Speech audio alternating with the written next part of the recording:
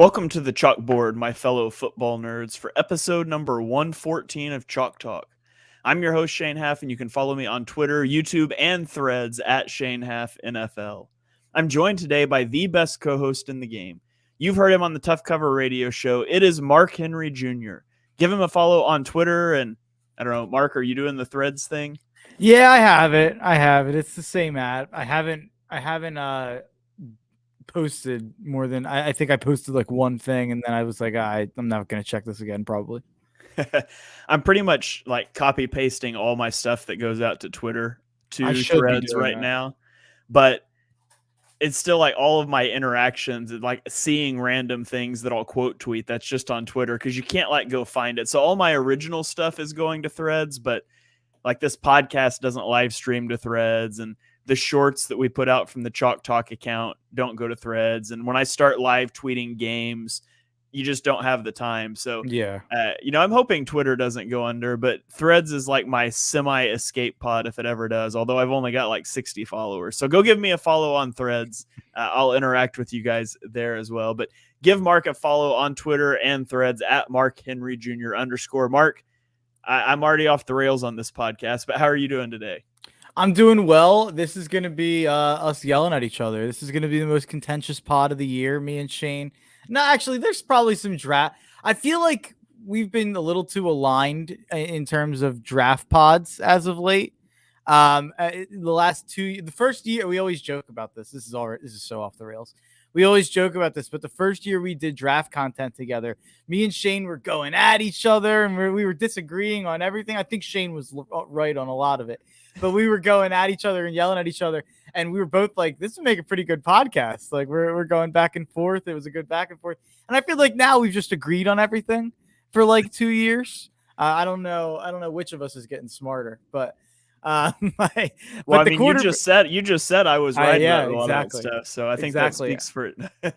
No, you're right. But the QB rankings is our yearly yell at each other about the same names podcast that we do. Although, to be fair, the things we do disagree on draft coverage is usually defense. Like it seems like our offensive archetypes are generally pretty aligned. Defense, as I turn my ring light on that I forgot to turn on before we hit record. Defense is where we tend to have some different views. So we'll see how this one goes. But yeah, that's a fun behind the scenes thing. When I first came to the Painted Lines, which now we're Edge of Philly Sports, but Dibes really wanted me. I joined as a writer, and Dibes wanted to get me on podcasts, and I wasn't into it. He got me on Party on Broad, and then I was like, okay, I'm going to launch a podcast and needed a co-host. And Mark had done draft stuff with us. And I told Dibes, I was like, I think Mark would be a good, because I don't want to be like the hot takey stuff. Like I want to be X's and O's focused. I mean, chalk talk. And it's like, I feel like Mark is in that vein and we disagree about everything. So it'll make a great podcast. And ever since we launched it, we've not been that far off on much other than Kyle Shanahan. And Justin Herbert. Yeah. And Justin Herbert. And we'll Justin Fields. Justin Fields. Whoa.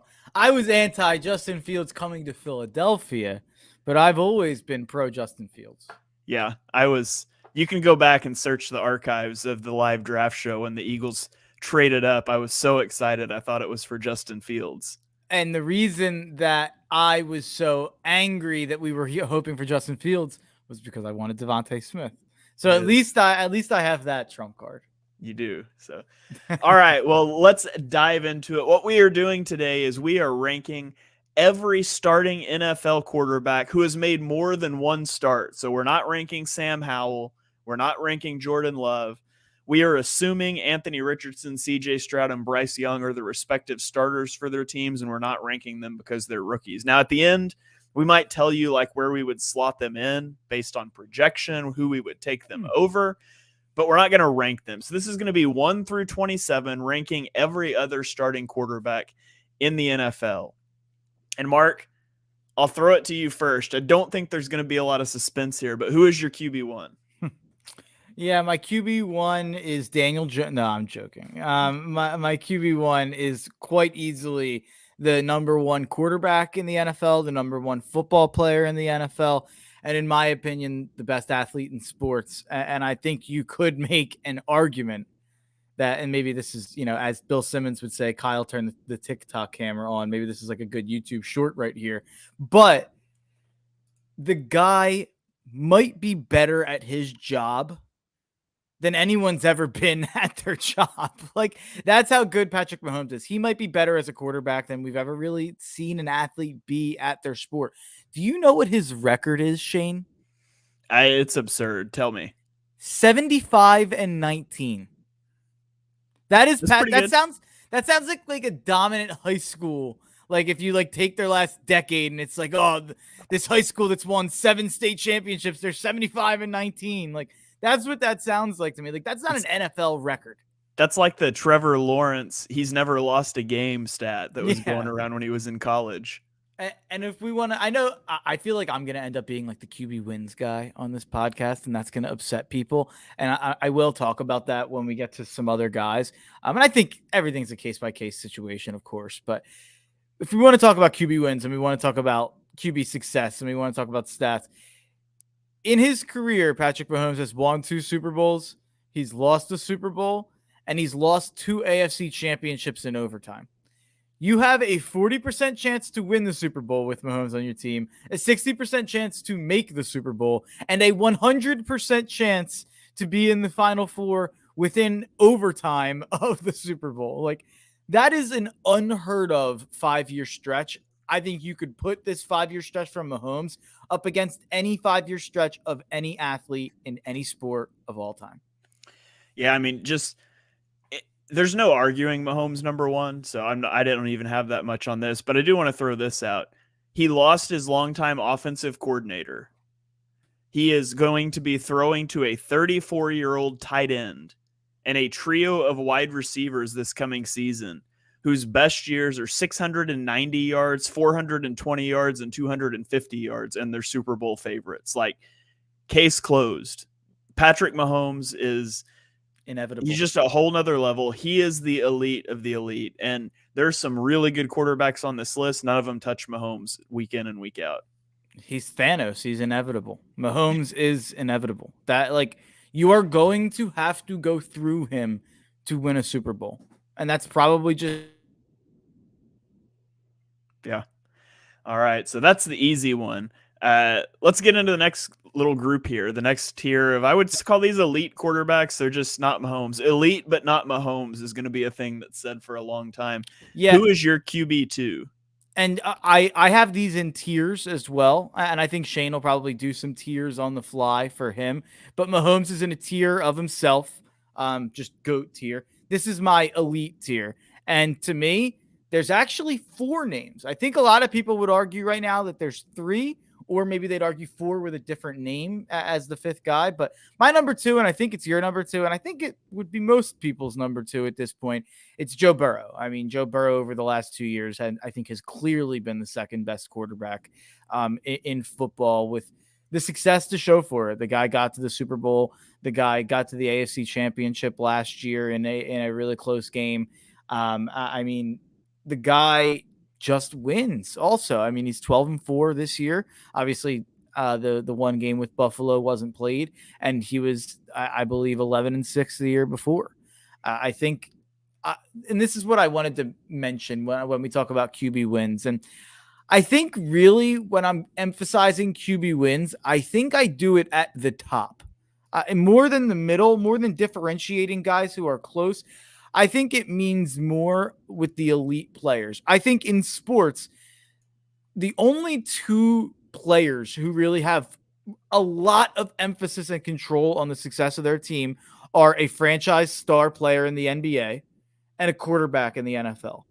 And I do think that if you are an elite quarterback, I think you drag your team to a certain level of success, and then everything else adds from there.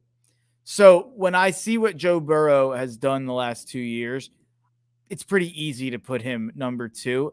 And he's also kind of built that culture in Cincinnati. Like, this is not something where he stepped into a thriving team, and even Mahomes or some of the other names that you could throw definitely didn't step into as bad of a situation as Joe Burrow did. And even as this wasn't part of my argument, but factoring it in now, there are people like my co-host Shane who think Zach Taylor's an idiot. And the Bengals have been really successful for 2 straight years. If that's the case, Joe Burrow is even better than we think if Zach Taylor is as much of an idiot as Shane thinks. I think, by the way, caveat here that I forgot to mention up top, we're ranking these guys on like a 1-year timeline. So we're not really downgrading, the Aaron Rodgers, that how long is he going to play? We're looking at like 1-year timeline, and we're not saying this will be the best statistical quarterback this year. We're saying, independent of context, how would you want these quarterbacks? Like, you could take any quarterback and put them on your team. That's kind of what we're doing here. So, you'll see some guys like Brock Purdy, who was near the top of the league in EPA last year. He's not going to be at the top of our list. He's not one of the best quarterbacks in the league. He was in a system that worked with weapons that worked. And I thought of that here because Joe Burrow is in a great system in terms of having 3 star wide receivers. He's probably got the best receiving core in the NFL. But yeah, I think Zach Taylor's a moron. And I think Joe Burrow is this generation's Peyton Manning. Like, you watch how he plays and the way he diagnoses things pre-snap. Now, he's maybe not as showy in how he does that as Manning was, especially later in his career. But this is a guy, he's a pocket passer. He doesn't have, and this is the knock on him, he doesn't have the greatest arm. He's got an average arm, probably. But he gets the ball out quick. He can make all of those reads and those throws. And he's totally changed his play style. He was such a high sack player when he came into the league. He was injured as a rookie, high sack player his second year. And in 5 of the first 8 games this season, he had more than 2 sacks. He was holding on to the ball. In the final 8 games of the season, he had more than 2 sacks 0 times. He changed his play style on the fly in a month. And quarterbacks don't do that. Like, it took Mahomes 2 years to figure out against split field safety. You just have to take the checkdowns and not try to throw the ball deep and scramble around. It took him a long time. Quarterbacks just don't change what they do in a snap, and Joe Burrow does that. And I think he gets credit for he's the guy that figures out their offense and makes it run. He doesn't have an offensive coordinator, a head coach that is helping him with that very much, in my opinion. I think Joe Burrow he's right there. He's number 2. He's a very elite quarterback. Yeah, totally agree. Okay, on to number 3. I have as my number 3 Josh Allen. I believe is he number 4 for you? He is. Okay, we sort of looked at each other's lists. So let's talk Josh Allen, and then I think your 3 is my 4 and vice versa. So let's talk Josh Allen first. Josh Allen was on fire to start the season. Like, if you think back last year to the Thursday night opening game, the Rams game, before the Rams were terrible, before everybody got hurt, they came out and did what? Split field safeties. We're going to make Josh Allen throw the ball underneath. And he flawlessly executed a West Coast offense. In that week 1 game, he had a 2.47 second time to throw, which is faster than everyone's season average last year, except Tom Brady at a 2.45. And he was 26 of 31 for 297 yards and 3 touchdowns with 2 picks, one of which he put in his receiver's chest and it bounced off his chest and got intercepted. Fast forward a little bit. Pre-injury, he was 2nd in EPA per play and 1st in success rate. That offense was on fire before he got injured. And after the injury, it all fell apart, including his accuracy. And we talked a lot about him playing hero ball, trying to push the ball downfield, playing recklessly. And I think a lot of that came from frustration that the accuracy was gone with the elbow injury. Now, obviously, I'm projecting that's going to be back, is why I have him ranked number 3. But how good he was at the beginning of the season, I think people have forgotten because of the struggles at the end. So he is my number 3 guy, slightly over the guy that I have 4. Yeah, I mean, he's only slightly behind the guy that I have 3. And I agree with everything you said. And I mean, even to argue against my case here, last 4 years, he's 47 and 18 as a starter. I mean, that is... he's been 4 straight years pretty much in the conversation as a Super Bowl contender. And you just look at the stats over the last couple of years. He's been remarkably consistent. 4,500 yards, 4,400 yards, 4,300 yards, 37 touchdowns, 36 touchdowns, 35 touchdowns. Touchdown percentage has stayed relatively the same. The other concerning thing that has stayed relatively the same 5 years into his career is his interceptions, and his interception percentage is pretty high each year. It's not like this is a blip on the radar. It's not like this is a Dak Prescott situation where you look at it and you say, maybe this is a little fluky. At this point, I think he's a guy who throws probably 13 plus picks a year. And that can get dicey. And I think my number 3 guy personally takes care of the ball a little bit more than Josh does. But also, you have less of a track record to go on with my number 3 guy. And I guess we can just segue right into it with Jalen Hurts. Jalen Hurts is my number 3. And you can call me biased for that. That's fine. Part of the thing here is there's less of a track record for Jalen. And you'd normally say, oh, well, that helps Josh Allen. But we've had more time to pick apart Josh Allen's warts, and we've had more time to kind of see Josh Allen not correct the things that have so clearly been a problem for his entire career. Whereas with Jalen, we have a really short memory because we saw his first year where I almost think that in retrospect, we've underrated how good he was in that first year. He drug a pretty average Eagles roster to the playoffs that year and went on a pretty hot streak at the end of the year to get into the playoffs. So but having said that, he obviously improved dramatically. I mean, we saw him take all of the warts and turn them into positives in a lot of ways. And we saw improvement year to year in a way that I don't know if I can ever say that I've definitively seen anything like it. And I guess I'm willing to say that I don't think it was a fluke, because I buy more into how good he was in year 1, even saying how much better he was in year 2. So even if he isn't quite as good as he was last year, I think he's going to be a reliable top 5 quarterback, top 7 quarterback for the next 5 to 7 years. Yeah, I tweeted and threaded, knit. I don't know what do you call when you put threads? I don't know, whatever you call it over there, about this earlier this week, or maybe it was late last week, but I was looking at pocket passing. So throwing the ball from the pocket, excluding RPOs, screen passes, and play action, all things that help quarterbacks out a lot, just to see where guys stand. And I posted out the top 27 quarterbacks in a chart. Jalen Hurts was second in EPA at 0.35. He was first in yards per attempt, and he was first in interception rate, purely as a pocket passer. And when you layer on his mobility and all the other things that he can do and the way that he takes care of the ball, and I mean, all the intangible things as well. Like, yeah, it was a fantastic year last year. Will he be as good this year as he was last year? I don't know. What I do know is that I'm done betting against Jalen Hurts. I'm done with that. I think he's easily a top 5 quarterback in the NFL at this moment in time. Yeah, I've got him third. And I think the intangibles that you mentioned, people don't want to hear about it, I'm sure, but I think that they're so incredibly relevant when it comes to Jalen Hurts. Every guy that plays with that guy wants to, run through a wall for him. And that's clear. And the fact that the team went 14-1 with him, and then they went obviously 2-1 in the postseason. He lost 2 games out of 18. Like that's a pretty remarkable number.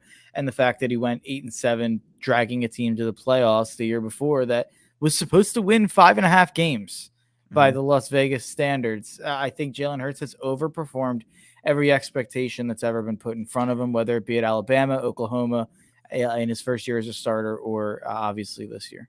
There was a stat, and I cannot remember exactly what it was or where I found it, so I can't credit it, but it was something to the effect of looking at teams that have gone like the most wins over expectation from Vegas win totals in a 2-year stretch, and no one has ever been as over expectation as the Eagles have been the last 2 years combined. And the Vegas loves the Eagles this year as a favorite to win the NFC and a favorite to win the East, but they're not all in on that. I think their number's still only 10.5. So they haven't pushed them to that truly elite Chiefs or Belichick, Brady, Patriots level where it was 11.5, 12.5 every year. And it still is with Mahomes. So I still think 10.5 is low, to be quite honest. All right, let's get to number 5. Who is your number 5 quarterback? So my number 5 quarterback is a part of that elite tier with Joe Burrow, Jalen Hurts, and Josh Allen. And it's Lamar Jackson. Lamar Jackson's my number 5 quarterback. And I understand that there are people, and I think Burrow, Hurts, and Allen are definitely clearly ahead of him, but I think there's a much bigger gap between number 5 and number 6 on my list than there is between Burrow and Lamar. on my list. I think so quickly have we forgotten how incredible Lamar Jackson is, in my opinion. And I think these last 2 years, ending the way that they have, with the injuries that they have obviously hurt his reputation. The way I look at it, I think it should help his reputation. Look how bad the Ravens have been without him. He is so clearly one of the 5 most valuable players in the league, in my opinion, because he's the offense. I mean, this is a guy who the franchise hasn't shown any level of belief in him until this contract that they just gave him. They haven't provided him with any level of wide receivers until this year for Lamar Jackson. And they had Greg Roman. I'm not as low on Greg Roman as a lot of people are. I know you're very low on Greg Roman. So a lot of people would say he was completely hamstrung with a stuck in his ways offensive coordinator who was trying to fit Lamar Jackson into what he thought Lamar Jackson was instead of what Lamar Jackson, I think we know, can be. And even still, having said all of that, he's 45-15 in his career. This is a guy who just wins, and when he's on the field, you're a top 5 team. That's been pretty evident throughout the last 5 years of his career. And I think Lamar Jackson is very clearly ahead of this next tier for me. And I think this might be the biggest argument of the podcast for me and Shane. I can't believe Shane Haff is going to be low on Lamar Jackson. I all these years I thought I knew Shane Haff, and now he's disrespected Lamar Demetrius Jackson Jr.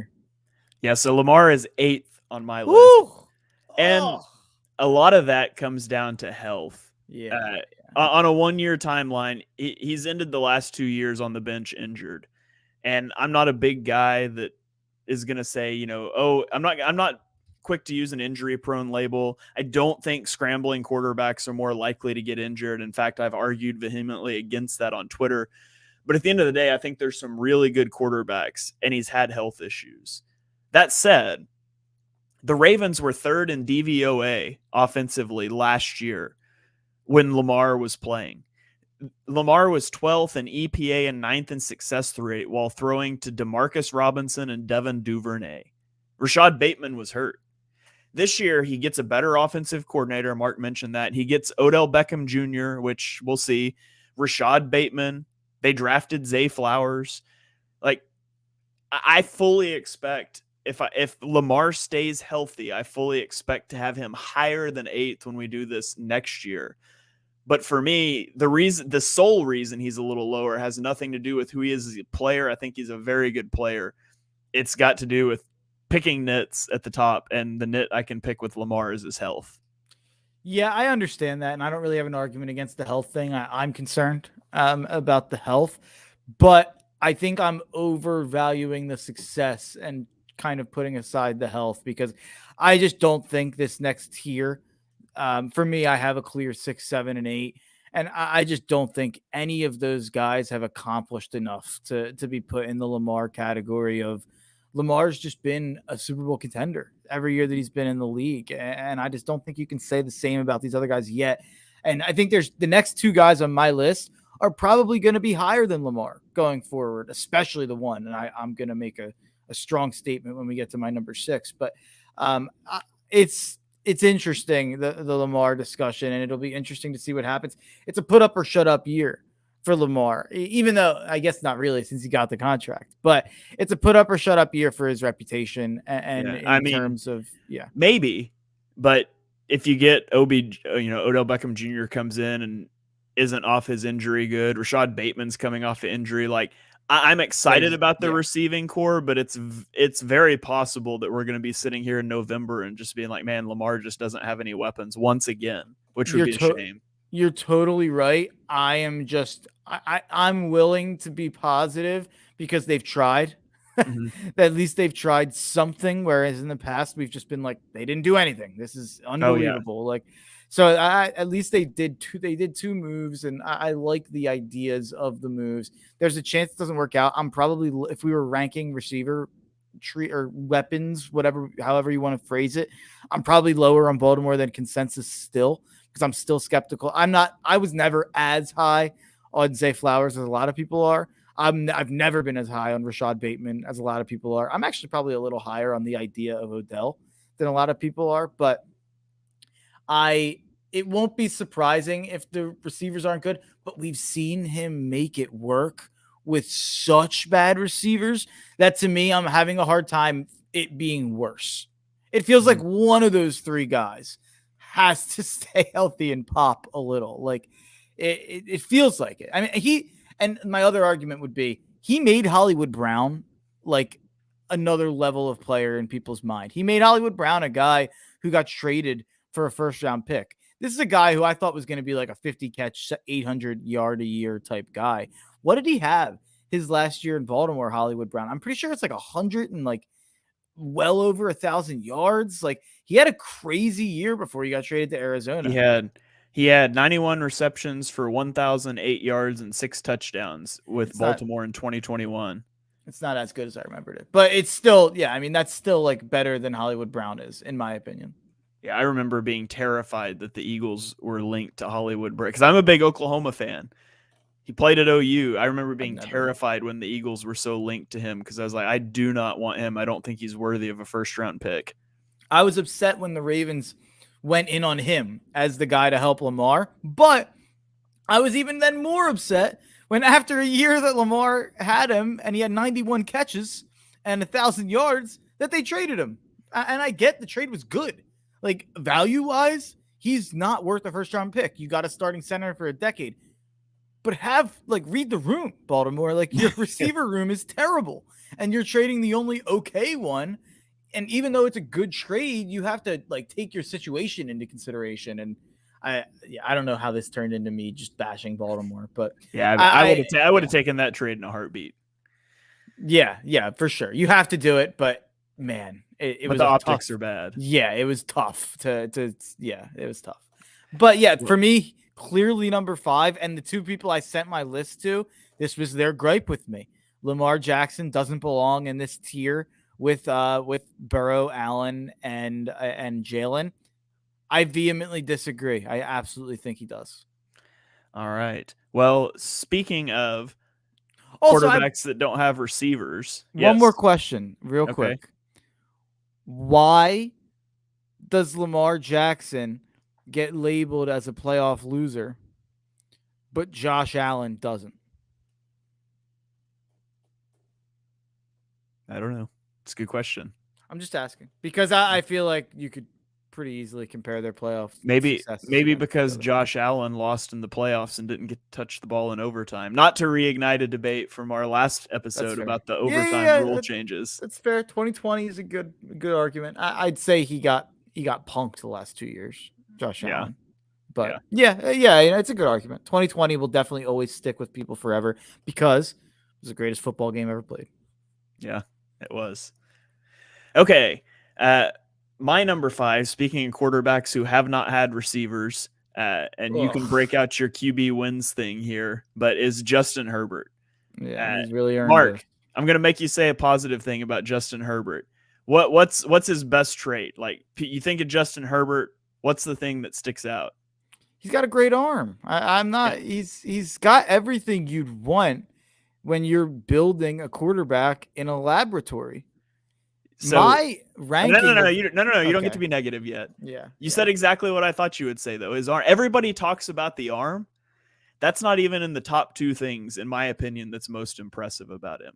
Like, his maneuverability in the pocket, like his pocket presence is elite. He's not a mobile guy. He's not going to be scrambling, but you go look at like his pressure to sack ratios, and he's done it behind a shaky offensive line.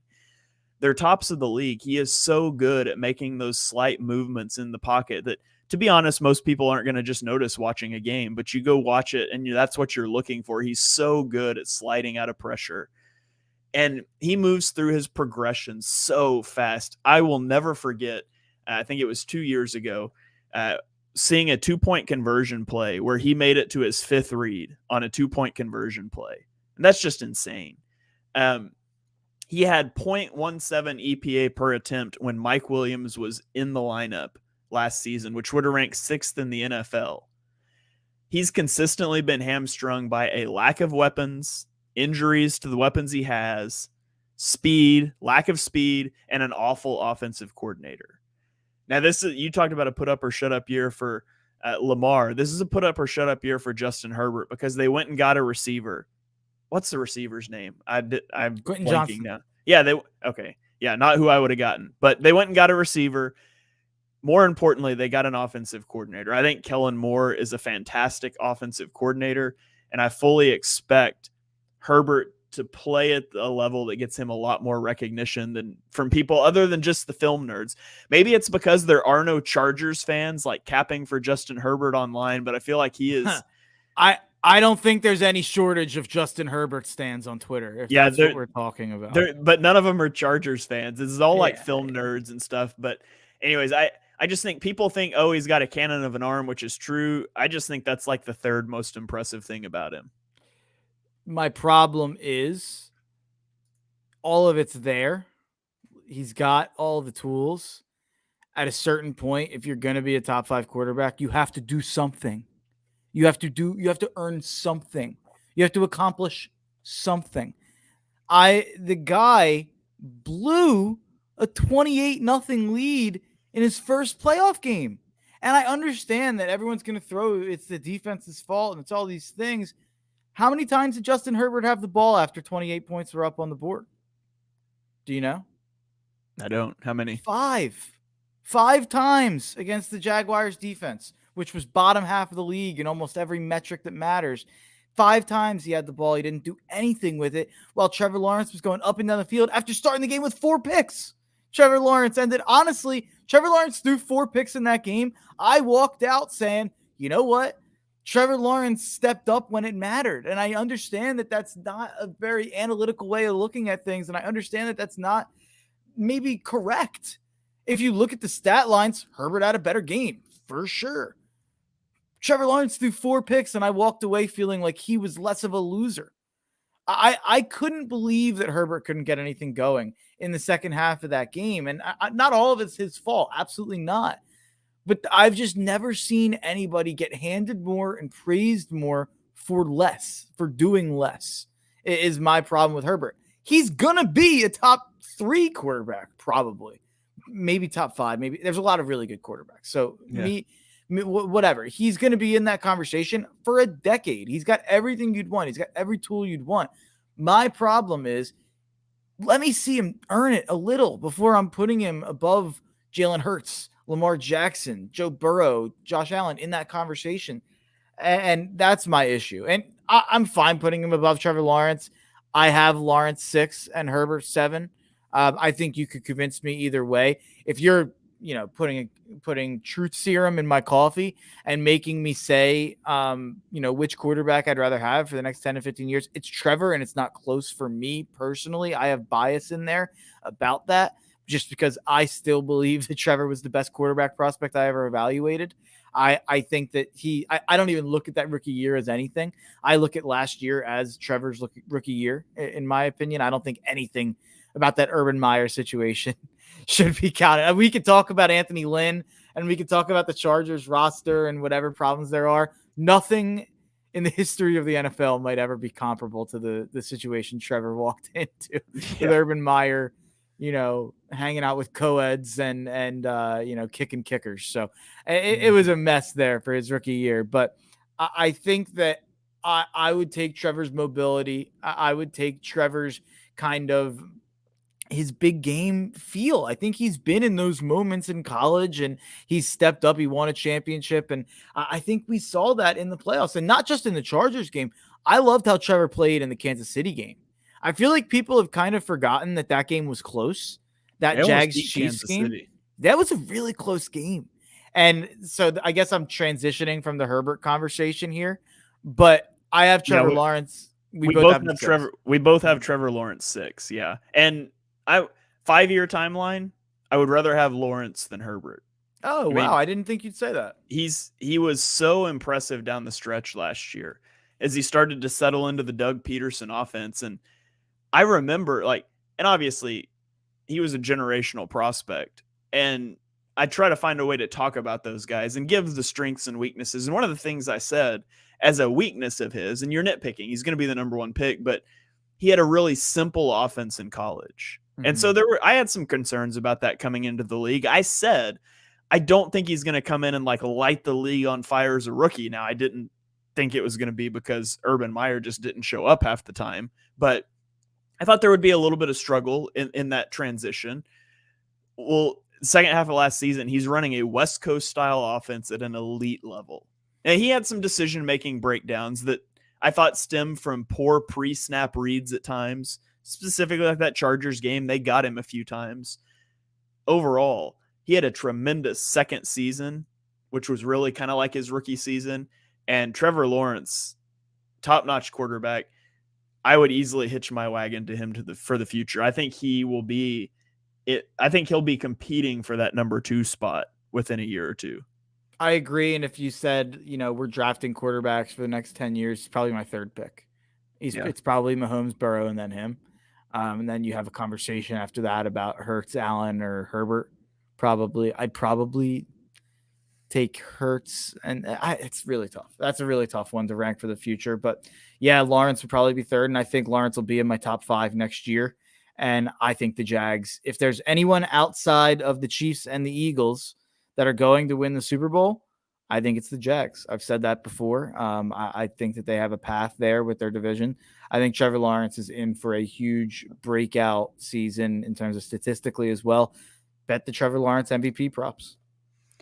All right. So we are through our top 6 quarterbacks, and we are 35 minutes into the podcast. So we're going to speed this one up a little bit here, but let's go to I guess technically we've done 7 quarterbacks. And we have 8 and 9 flipped, right? Yeah, I think so. So let me do my number 7. I have at number 7, Aaron Rodgers. Oh, okay. Now, Never. Oh, I did make a few changes after I'd sent you my list as I kind of compiled some things, shuffled a little bit. So Aaron Rodgers, I have as 7. Now he had a down year last year. He was also dealing with losing Devontae Adams, a broken thumb, general unrest with the Packers organization. I expect him to be back closer to his MVP form this year. Now, if you're talking 3 years, 5 years, I don't want Rodgers because he's flirted with retirement, but on a 1-year thing, I think, he had back-to-back MVPs before last season when he lost Adams, broken thumb. I expect him just to get back to that level. So I have Rodgers as 7. I believe he is number 9 on your list. Is that right? He is. And man, I'd be lying if I said I didn't even think about moving him to 10 at times. He was concerning last season. There was a lot that was concerning. I remember that one Lions game was really bad where he kept turning it over on the end zone.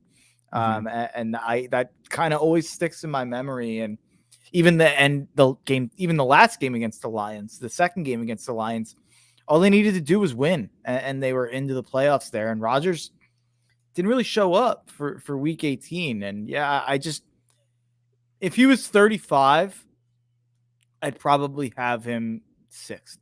If he was 35, I'd be willing to write off that year and say, here's a new situation, and I think he's going to be fine. He's old. Like, at a certain point, when you see the decline and you see the age at the same time, I'm an ageist when it comes to sports. So I'm always going to get off early before it's too late. To make a cross-sport reference that Shane won't care about, the New York Mets decided to go all in on Justin Verlander and Max Scherzer, 2 pitchers who are pushing 40 or over 40. And guess what? It's not working out well. As we're getting closer, I'm starting to think the Jets might be disappointing. I'm starting to get there. I was kind of like all aboard the Jets being a wild card. We're getting closer. We're inching towards the season. And I can't get it out of my brain how many times I just expected Green Bay to be like, oh, they figured it out. And a lot of the times it seemed like they might have. And then it would be like, man, feels like all they're missing is Aaron Rodgers just being a little better. I can't get that out of my mind. It's a brutal division, too. It's brutal. I mean, the conference in general, it's just insane. How many teams think they're making the playoffs in the AFC next year? It's like 14. Yeah, 13 or 14. It's everyone but the 3 teams and the Titans might. They're crazy. The Titans always think they're making the playoffs. So it's really like Houston and Indy. Houston better think they're making the playoffs. They traded their first round pick. By the way, I think they might. I don't really think they might, but I think they're going to be competitive. I'm like big on Houston this year. I think they're going to win 7 or 8 games and people are going to be like, "Oh, they didn't give up the 3rd pick." Yeah. Okay, let's keep rolling here. Your number 8 is my number 9. It is Dak Prescott. So I'll let you talk about him first. You've got him a little higher than I do. Yeah, I mean, Dak and Rodgers are in the same tier for me. You could flip-flop that 100%. I went with the guy that's a decade younger. I went with the guy who I'm willing to bet on Dak's 1-year blip with interceptions being a fluke more than I'm willing to bet on a 39-year-old having a huge decline being a fluke. That's kind of where I'm at with that, to put it quite simply. Yeah, I mean, last year Dak was injured, playing behind an injured offensive line. He only had one wide receiver, and he's taken care of the ball really well prior to last season. Of course, last year he led the league in interceptions despite missing games, but I even think that's a misnomer. Like, his turnover-worthy play rate was lower than Josh Allen, Geno Smith, Tua, but he threw more interceptions than all of them, and it's because he had the highest aggressiveness rate in the NFL. He was constantly throwing into tight windows because nobody could get open. And when you are a quarterback who is not going to scramble, which Dak doesn't do since his injury, you're either going to be a big check down player, you're going to take a lot of sacks, or you're going to throw into tight windows. And Dak throws into tight windows for better or for worse. And last year it was for worse. I don't expect his play style to change. I'm not arguing it should. I'm saying that there was a lot of bad luck in some of those turnovers last year that I expect to go away. So, I mean, he's still easily a top 10 quarterback. I would say there's 9 to 10 is a drop off for me. So I think he's very easily a top 9 quarterback in the league. Yeah, I tend to agree. I have him 8th, so I tend to agree. All right, let's recap here since we've got 9. My top 9, 1 to 9 is Patrick Mahomes, Joe Burrow, Josh Allen, Jalen Hurts, Justin Herbert, Trevor Lawrence, Aaron Rodgers, Lamar Jackson, and Dak Prescott. Mark's 1 to 9 is Patrick Mahomes, Joe Burrow, Jalen Hurts, Josh Allen, Lamar Jackson, Trevor Lawrence, Justin Herbert, Dak Prescott, and Aaron Rodgers. So let's jump into our number 10s. I'll lead us off here. My number 10 is Geno Smith. Geno Smith takes the league by storm last year, and he's an old quarterback with a small sample size because he never had much of a chance before. Literally, outside of like Nick Foles, this is the weirdest career arc I've ever seen in the NFL. But he led the league in completion percentage over expectation last year. He's 7th in success rate. He had a beautiful deep ball. 25% of his deep passes last season produced a touchdown. That's just incredible, which is ironic. That's what Russell Wilson was known for, like the moon ball. They got rid of Russell Wilson and put Geno Smith in, and it was the same thing, except where Russell Wilson will not throw the ball over the middle of the field. Geno rips the ball over the middle of the field with high confidence. It reminds me of like how Jimmy G plays. Maybe you shouldn't be that confident over the middle, but he was willing to make those throws and not blink. Now, it started to tail off at the end of the season. Maybe he's too high here. But over the whole season, I really liked what I saw out of Geno, and I'm excited, especially now with Jackson Smith and Jigba. I think he's poised to have another really good season this year. Yeah, I think there's a guy. I don't think he could be in a better situation. I think Seattle is just such a perfect situation. They drafted, bookend tackles last year.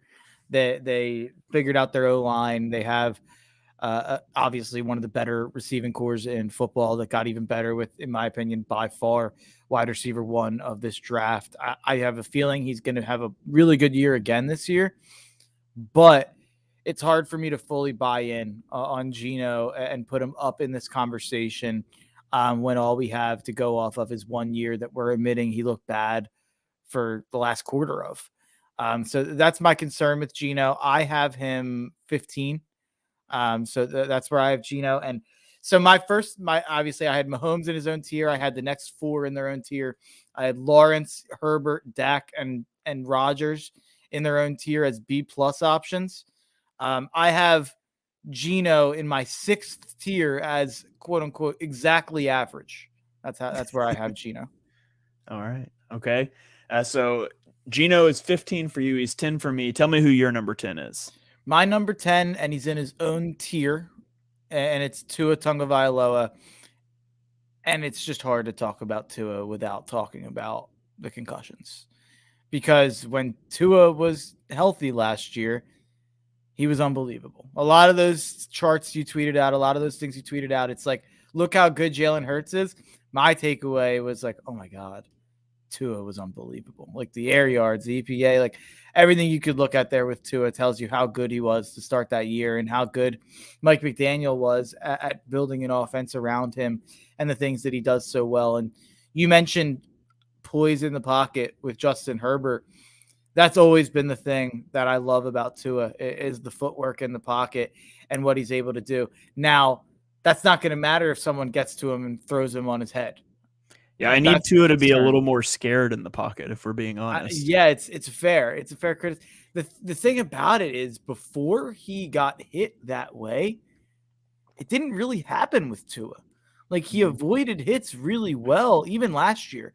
He avoided hits generally very well, and then he didn't.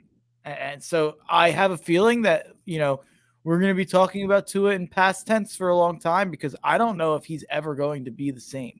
And that is maybe a pessimistic way to look at it. I'm not a doctor, so I have no idea if that's even a correct way to look at it. But it's hard not to think that way about Tua right now. But having said all that, I think how he played last year was unequivocally top 10. I think it was probably top 5. So I'm putting him 10 here because I think he was far better than anybody else on this list last season. And it's hard for me to not give him credit. Through the first 11 weeks before the injury started, he was first in EPA and first in QBR. Now, the injuries happened. There was an element of the offense getting figured out as well, I think. But at his best, he is a hyper accurate distributor of the football, which works fantastic when you have Jalen Waddle and Tyreek Hill on your football team. And Mike McDaniel calling plays. Yeah, for his accuracy alone, like he's the most accurate passer in the NFL? Yeah. I mean, he's got to be. And so I think, hopefully he's healthy. Hopefully he plays a whole season and we can fully see this year. But I've got him at number 11. So who is your number 11? So then that's my own tier. Tua is in his own tier because he could probably be higher or lower based on what he is. And then I have another tier here, and I have no idea where to put these guys. And you have one of them much lower. I think I'm going to combine them into a conversation. Okay. I have Kyler Murray 11, and I have Deshaun Watson 12. And people are going to hear that Deshaun Watson ranking and be disgusted because I'm disgusted with it myself. But realistically, neither of these players were as good as, for instance, Jared Goff, Kirk Cousins, and Geno Smith last season. But if you're telling me that everyone's healthy and you're telling me that these guys, I have a team that's, a 10-win team that's ready to win if they just have a quarterback, would I rather take, the it's kind of the devil you know versus the devil you don't, I guess. But I know what Geno Smith, Jared Goff, and Kirk Cousins probably are. And it's probably exactly average with a pretty low floor. When it comes to Kyler Murray and when it comes to Deshaun Watson, I think both of those guys are incredibly talented. And we've seen incredible peaks in terms of 2018 and 2019 from Deshaun Watson, in terms of 2020 and 2021 from Kyler Murray. We've seen these guys play like top 5 quarterbacks. And I think ultimately the most valuable asset in the NFL is a top 5 quarterback. That's why you see teams chasing guys who show any semblance of an ability to be that. Carson Wentz got 2 chances after one of the worst seasons as a quarterback in NFL history in 2020. He was abysmal in 2020. Despite that, he got 2 different organizations to give him a chance in Indianapolis and Washington after that. Why is that? Because once upon a time, he looked like a top 3 quarterback. And I think you could say the same thing for Kyler Murray and Deshaun Watson. So it's tough because I think that Deshaun Watson was bad last year. And I'm of the opinion that I'm probably betting on him to maybe never return to form and to maybe be bad going forward. I'm low on the Browns this year.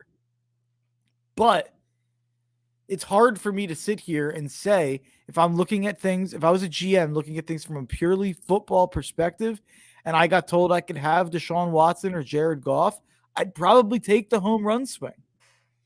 Yeah. Taking morals out of it, obviously. Sure. Yeah. Well, and I think that's where it comes into, at least when I was doing my rankings here. I'm not going off of potential upshots, I guess, as much as kind of how I evaluate a player now. So I've got Kyler at 12, which is pretty in line with where you have him. Obviously, the injury, we'll see how he comes off of that. There's always some limitations to his stature and his play style, and he's in a bad organization, and he's always had bad coaching, and he's going to continue to have bad coaching until Jonathan Gannon gets fired. But how can you not believe in the athletic profile and his ability to throw the ball deep and things like that? So he's 12. I have Deshaun Watson all the way down at 21. I just think Deshaun Watson was awful last season, and maybe I read too much into that, but I'm not willing to bet that he's going to return to form like you mentioned. I'm going to have to see that first. And so maybe he jumps way up these rankings next year. I hope not. I hope he drops off these rankings completely because he's no longer in the NFL. But setting aside how I feel about the player, he was just abysmal last year. And so I have him lower. Yeah, it's totally understandable. It's not something I would argue confidently about. It's not something I'm happy about. It's just hard. He's the hardest guy on this list to rank, in my opinion, because I mean, he's the only guy who got given $250 million guaranteed, and he got that after an abysmal, horrific showing of a human being. Like, he's just he's a piece of trash, and he still got the biggest contract in the sport. He was bad this year. There's no way around that. But I think if he was a free agent and he was available, I think there's like 15 teams that would probably be trying to get him, and that's disgusting, but it's probably true. Yeah. Okay, let's go to our number 13s. My number 13 is Matthew Stafford. I know he's a little lower on your list. He won the Super Bowl 2 years ago. Feels always had, ago.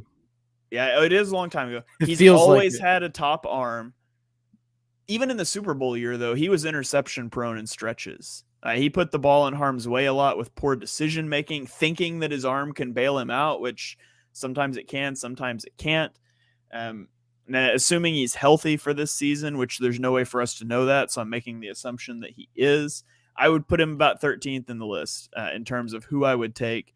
I know that Rams team was incredible the year that they won the Super Bowl, but Stafford was a part of it. And so his tools, I'll take his tools, and I've got him plugged in at 13. I believe he's number 17 on your list. Yeah, he's 17. I think that, he was having shoulder issues, and that's usually the last thing you want to hear for an aging quarterback. And now he's having back issues. Mm-hmm. Like, this just feels like we're headed towards a pretty dark ending for Matthew Stafford. Honestly, you could talk me into having him lower on my list. I have him 17. I have him in the either will move up or down tier. But yeah, I have him below some guys that I think I would take. And, I guess you could make that argument I just made about Deshaun Watson, where you take the upside of Matthew Stafford and you hope that he is what he was 2 years ago when he won the Super Bowl. That's a fair argument. Mm-hmm. My argument back would just be the physical concerns scare me. Like, I think that, and it's beyond like, oh, he might get hurt. I think he just might not be the same guy anymore with his shoulder and his back. So, I mean, there was buzz about him retiring. So I just don't know what to expect from Stafford.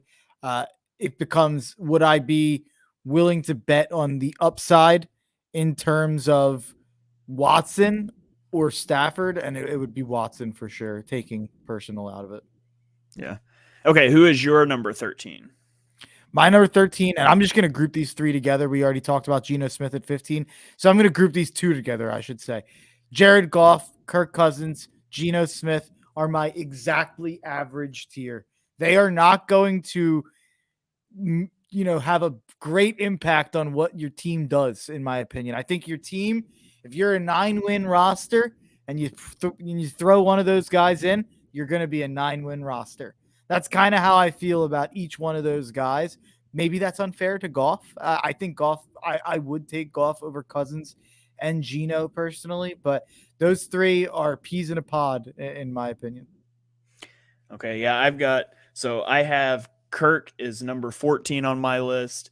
The epitome of average. I mean, breaks metrics, puts up good stats that don't mean anything. Then primetime Kirk shows up. There's a Vikings guy in our Discord that I sent my rankings, and he was arguing that Kirk should be higher. And I understand why Vikings fans feel that way, and I understand how you can pull analytics and things. He's always defied analytics, but I always just feel like, Kirk Cousins you play Kirk Cousins. If you beat him, you're a good football team, because Kirk doesn't beat good football teams. And he's just kind of that Mason Dixon line of mediocrity. He's the worst quarterback to have in the NFL, because you will talk yourself into him being able to win with him. He's going to win 8, 9, 10, 11, 12 games. You're never winning a Super Bowl with Kirk Cousins as your quarterback. Yeah, I tend to agree. I truly do think he is the epitome of average. Even though he's 14, I guess you'd say average is 16. We didn't rate the rookies, so we have 27. So I think we around the NFL, shout out to them, good NFL pod, but they like to talk about the Dalton scale. They always talk about the Dalton scale is the exactly average, the median quarterback, and they were arguing over who that should be this year. Some wanted it to be the Tannehill. Some wanted it to be Cousins. I think it's very clearly Cousins, right? Like always has. That's the astronaut meme. Always has been. Exactly. Like if you're better than Cousins, you're a franchise quarterback, probably. Like you probably feel like you can win a Super Bowl with a guy if he's better than Cousins. If you're worse than Cousins, grab a paddle, brother. Yeah. And then Goff, I have Goff at 18 on my list, so I've got him a little lower. Goff is... You're not a Goff guy. I'm not a Goff guy. I've never been a Goff guy. I was terrified the Eagles were going to draft Goff when they traded up to 2, not yet knowing who the Rams would take. I think he's fine. I mean, he was fine in LA, and they started to figure things out. He was good last year in Detroit. The problem is we've seen that before in LA. And once it gets figured out, he's not that elevator. He's not the guy that can raise his team. I think he's fine. I think the Lions should have made an aggressive move for a quarterback this offseason. Anthony Richardson should be a Detroit Lion instead of Jack Campbell and Jahmyr Gibbs. And even if you don't play him this year, your team would be better for it. But so Goff's fine. I think he'll probably be fine again this year. But he's, like you said, if you're a 9-win team, you add Goff, you're probably a 9-win team. Can you win the Super Bowl with Geno Smith? I don't know. Okay. I was just curious. Maybe if everything played out right, but it's a long shot. I guess it's one of those, like, we know you can't with Kirk Cousins.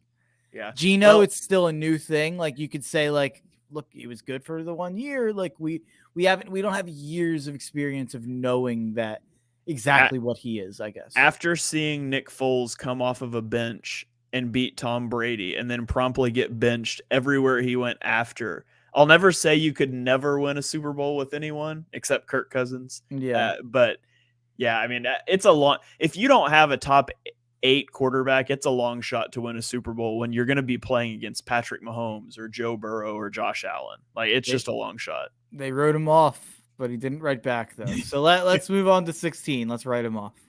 Yeah. Well, 15. My 15 is Justin Fields, which I think is also your 16. So he's 16 for me. Yeah. Yeah. So Justin Fields, I was a big Justin Fields guy. I still am.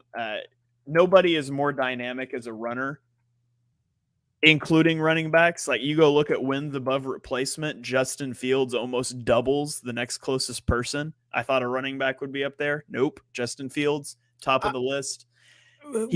I'm curious, just out of curiosity, were there other quarterbacks ranking highly up there? I can look at that while you talk about him here in a second. I'll try to pull it up, but yeah, he obviously needs development as a passer. There's the caveat. He's had a horrendous offensive line and weapons his entire career in Chicago. This year they've gotten some offensive line help. They've gotten some receiver help. It's time for him to take a step. I'm not saying he has to be a top 10 quarterback this year. he's got to improve as a passer. And that's what Bears fans need to see. That's what I need to see for Fields to take that step forward. I mean, Justin Fields over a 2-year stretch at Ohio State had a 68.4 completion percentage. This is a guy who had over 9 yards per attempt. This is a guy who had 63 touchdowns and 9 interceptions with a near perfect passer rating. I don't think this is a guy who's a complete teardown job as a passer. I really don't. And I made jokes about last year about the offense early on in the year, and I immediately admitted halfway through the year that I was blaming the wrong person when I was giving any negativity towards Justin Fields when it came to that. I think Justin Fields will 100,000% be in my top 11 next year. I'd be shocked if he wasn't. So I expect Fields to be higher. If this was just like a who would I take for the next 5 years, Fields is in my top 10. I love Fields. I am turning myself into a Fields stan this offseason from a football standpoint. Fantasy is a whole other conversation, but I think this is going to be a put it all together year for Justin Fields. And I just think I don't love what they did this offseason. We've talked about that. I'm not as crazy about DJ Moore as a lot of other people are. But I think people are really, really underestimating how good of a thrower Justin Fields was in college. I mean, he was not this type of runner at all. Like, he had 484 rush yards and 383 rush yards. And I know that they count sacks as negative yards, so that negatively affects that. It's probably up more like 500 to 600. But I mean, this is a guy who can do it all. I truly believe that. Yeah. So wins above replacement for rushing. Justin Fields was 1. Josh Allen is there 5th. Jalen Hurts is 11th. Lamar Jackson 12th. So I'm actually surprised those guys aren't a little higher. Yeah. So top 5 was Justin Fields, Josh Jacobs, Nick Chubb, Tyler Algier, and Josh Allen, which it's hilarious that the Falcons spent a first-round pick on Bijan Robinson when Tyler Algier was 4th in wins above replacement. And you know what else is funny? They have another running back in the top 15. Caleb Huntley was 15th. But Cordell was probably pretty good when he got carries too. Yeah. Daniel Jones was 17th. Joe Burrow 19th. Patrick Mahomes 23rd. And on it goes. But anyways, not to relitigate the Falcons draft decision. So let's move on to, I guess it'll be mine, number 16. I put Derek Carr. West Coast Kirk Cousins, if you will. That was what I called him last year. Now it's not West Coast. Now we're what? Bayou Kirk Cousins? It's disrespectful to Kirk Cousins. How about that? How about me? Ooh, you're a big Derek Carr guy. I was. Or you were, yeah. He stunk last year. And that roster, it was not as bad as it is now. He had pass catchers like Devontae, Renfro, Waller, even other options. Like, I just did not think he was at all good last year. Like, when Carr is good, he's kind of doing a little bit of everything, and he's not just doing the thing where he checks down and he's captain check down, and that used to be my criticism against him. And even when I was defending him, it was defending him against people who were calling him captain check down and not taking chances. Last year, it felt like he was captain check down at the worst times, and then he was trying to like prove people wrong and make big throws in the tight windows at the worst times. Like, it felt like he was doing the exact opposite of what he is when he's good, which is kind of letting the defense come to him. And I don't really know how to explain it other than I was so disappointed with everything relating to his year last year. And I used to be a Carr guy. I don't know if the Raiders got worse at quarterback. I really don't. And I don't know if the Saints got that much better. Like, you look at what Andy Dalton did statistically last year, it wasn't that bad. Like, he was pretty middle of the road. If you look at a lot of his EPA numbers and his air yards, like, he was fine. Dalton was okay. He wasn't really the problem with New Orleans. I don't think Derek Carr is going to come in and be much better than okay. I have him 19th. You could easily talk me into having him over Russell Wilson, who I have 18. That's just realistically, if I was making a pick on taking contracts out of it, if I could get a 1-year deal on either of those guys, I'd probably bet on trying to figure out how to like get through to Russ than I would like trying to milk Derek Carr's creativity out of him that he just doesn't have. Like I was really disappointed with how he handled last year. Yeah. Yeah. It was not a banner year for him. You said you had Russell Wilson where 18? 18, yeah. Okay. I've got Russell Wilson 19. Yeah. But before we get to Russell Wilson, I've got Kenny Pickett at number 17. He's number 20 for you. I was shocked about this. I've talked myself into the Steelers quite a bit. Now, honestly, their division is brutal, but after his week 9 bye, Pickett was 6th in EPA per play. This isn't like a 4-week sample size. He played really well down the stretch, and that was as a rookie. And as a rookie that I didn't expect to come in and play that well. And so he exceeded my expectations as a rookie. That second year leap is often big for guys as they settle into an offense. I love his chemistry with George Pickens. I didn't think his athleticism was going to translate well to the NFL, but he was able to run around better than I thought he would be able to and improvise. All in all, I was impressed with Pickett. And it might not sound like that, having him ranked at 17th. No, definitely. But if we were doing this exercise last year, projecting rookies, I would have had him in like the bottom 4 or 5. I did not think Pickett belonged in the first round of the draft. And last year, I think he convinced me I was wrong. And I'm excited to see what he does this year. So I've got him at 17. I'm high on Pickett, and like I'm high on his future. And I think he's going to have, like I've said it before, a Romo-ish career. Like I think he's going to be that level of quarterback.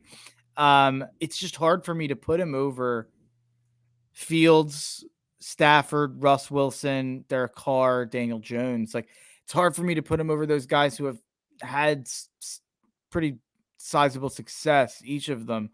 And maybe I do base my stuff a little bit too much on that. And I'd probably rather have Pickett than any of those guys in a vacuum if this was more than a 1-year exercise. But I'm absolutely floored that I end up being the negative guy on Kenny Pickett here. I don't even really know how to handle it. I love what you said though about the 6th in EPA. I'm all in on the Steelers, as you know. I think Kenny Pickett could play like the 21st best quarterback this year, and the Steelers could win 10 games. Like that's how much I like their roster. And I think if Pickett just plays average, like if he plays to a similar level to Kirk Cousins in any fashion, then I think the Steelers will probably win 12 games. So I was floored when I saw your Pickett ranking. I'm happy to welcome you to the Pickett bandwagon. You could take my seat as the driver. Apparently so. So, okay, Russell Wilson. I don't think Russell Wilson's still good. I think he's still got the moon ball.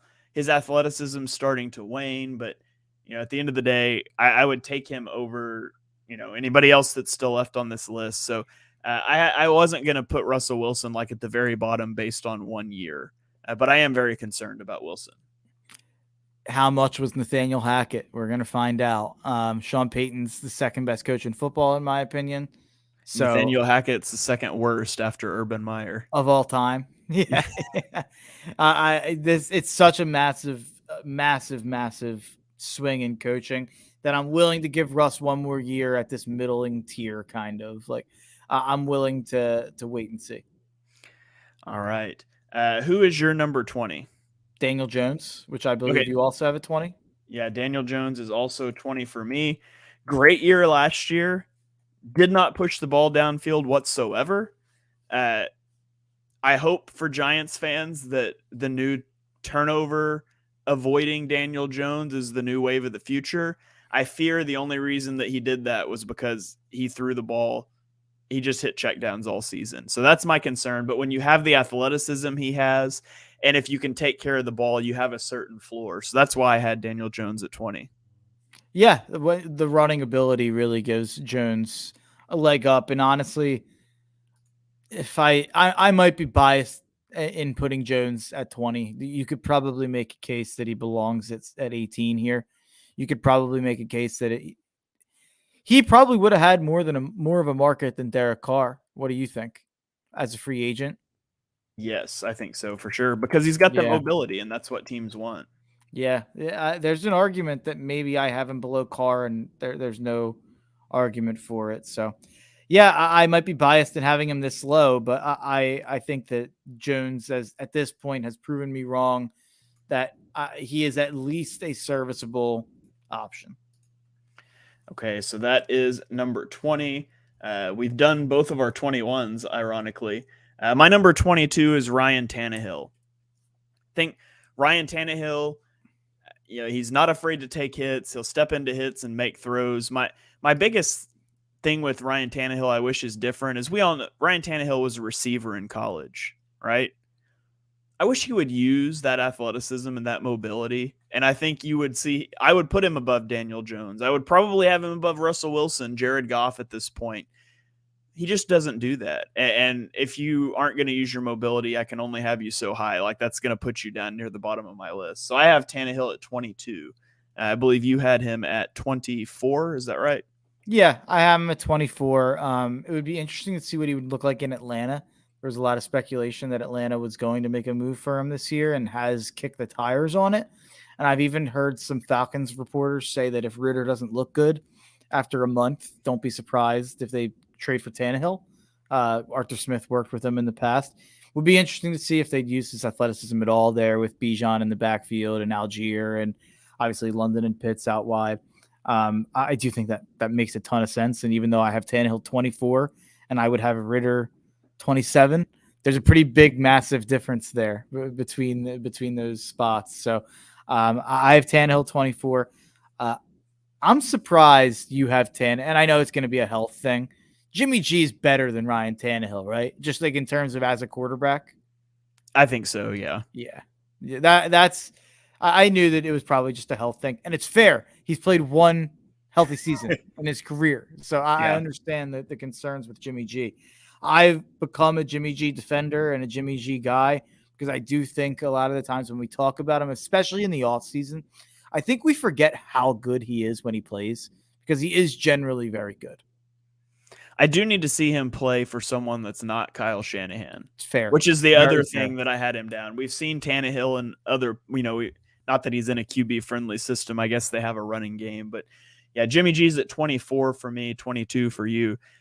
Removing context, I just have trouble trusting a Shanahan quarterback to actually be good. And then you add in Jimmy G's health. Obviously, he's fearless throwing over the middle, which is nice for a quarterback. Maybe it'd be better if he dialed it back just a smidge at times. But,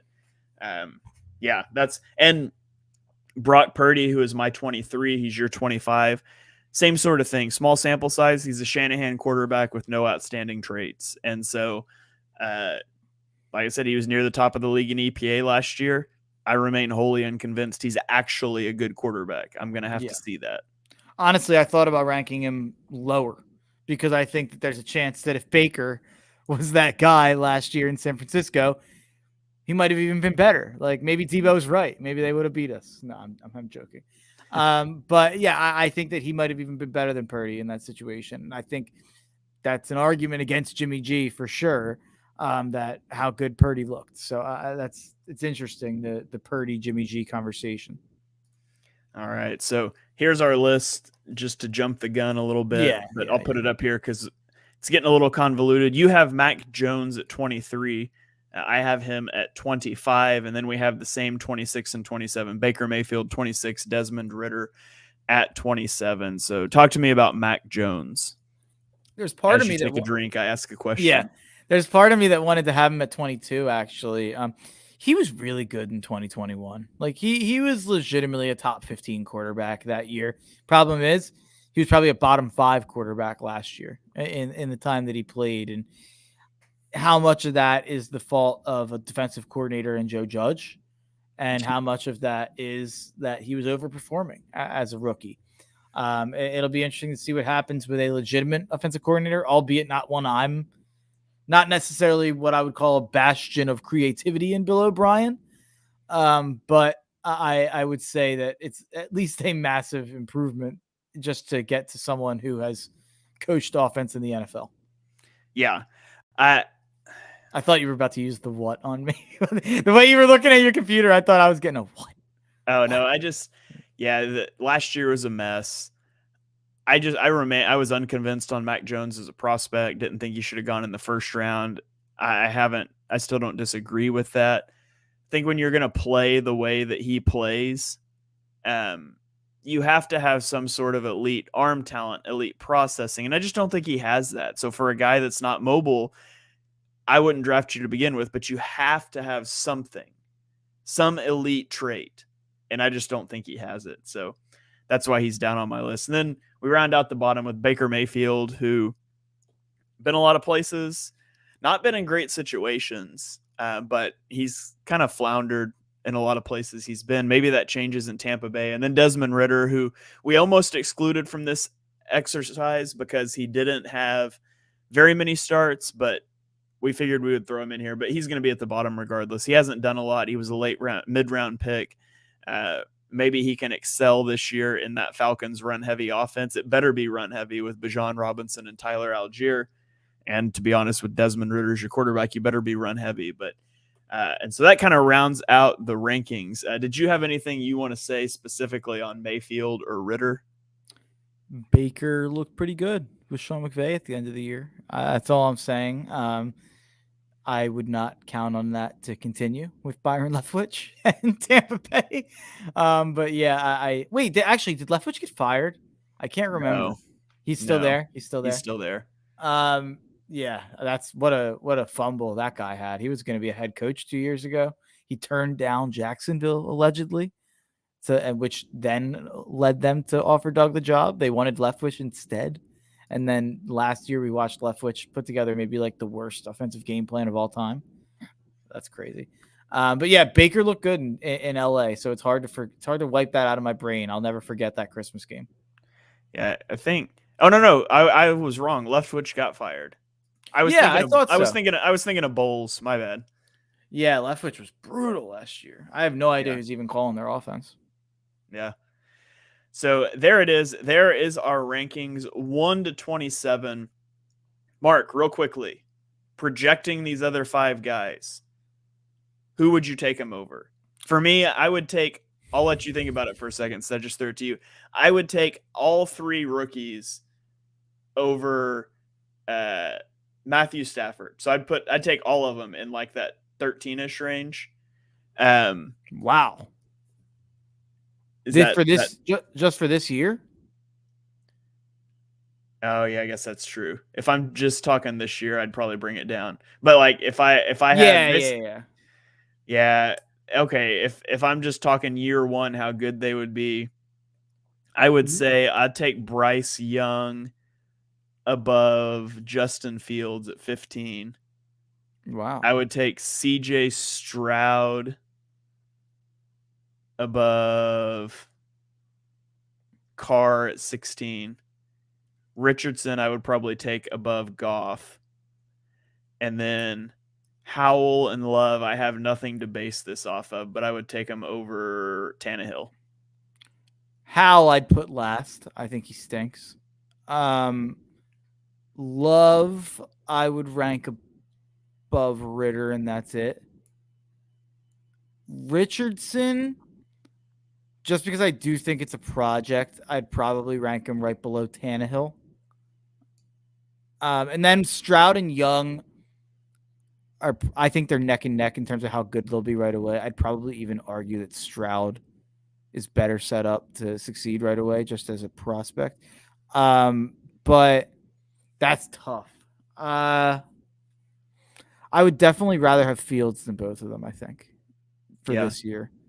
Okay. So then it becomes would I rather have Stafford or one of them? I'd probably rather one of the rookies. I'm trying to think, like, would I think the Saints were better if they had Bryce Young instead of Derek Carr? Yeah, I think so. Same with Denver. I would. Yeah, it's probably right behind Fields. Okay. For Stroud and Young for me.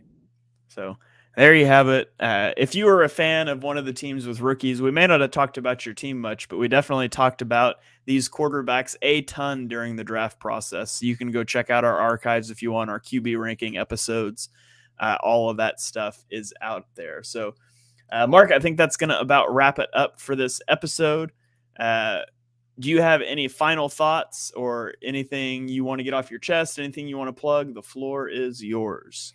Yeah, I feel like more than ever, there are less bad quarterbacks, but also maybe less confirmed good ones. What? Like, I have 10 confirmed good quarterbacks at this point. So, is there that big of a difference between like Kyler at 11 and like Kenny Pickett at 21 or Daniel Jones at 20? Like, not really. There's not that big of a difference. It's just that there's a wide range in the middle of guys who you could pretty easily argue to be ranked in any order.